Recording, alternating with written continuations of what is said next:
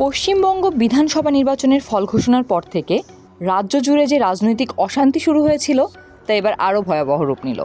উত্তর 24 পরগনার মধ্যমগ্রামের দোহারিয়া এলাকায় গত বুধবার গভীর রাতে এক নৃশংস হামলায় প্রাণ হারিয়েছেন শুভেন্দু অধিকারীর ব্যক্তিগত সহকারী চন্দ্রনাথ রথ।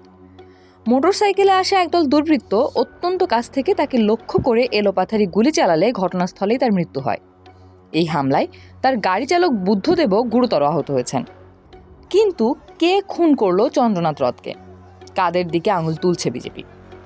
সাবেক বিমান বাহিনী কর্মী চন্দ্রনাথ রথ অবসর নেওয়ার পর থেকেই শুভেন্দু অধিকারীর ছায়াসঙ্গী হিসেবে কাজ করছিলেন এবং এবারের নির্বাচনেও প্রচারের ময়দানে তাকে অত্যন্ত সক্রিয় দেখা গিয়েছিল।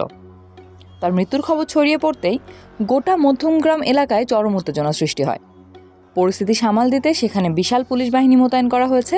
খবর পেয়ে হাসপাতালে পৌঁছান শুভেন্দু অধিকারী নিজেও, সাথে ছিলেন বিজেপির আরও সিনিয়র নেতাকর্মীরা।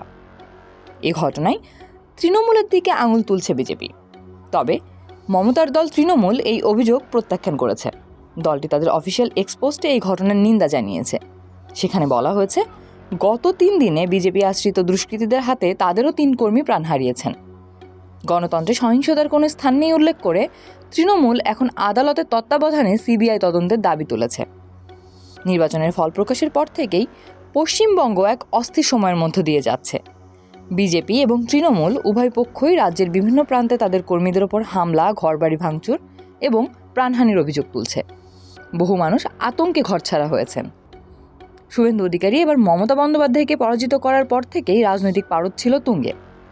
চন্দ্রনাথ রথ নির্বাচনের শুরু থেকে শেষ পর্যন্ত শুভেন্দুর হয়ে জানপ্রাণ লড়িয়ে কাজ করছিলেন। কিন্তু ফল ঘোষণার পরেই এই হত্যাকাণ্ড রাজ্যের আইন শৃঙ্খলা নিয়ে বড়সড় প্রশ্ন তুলে দিল।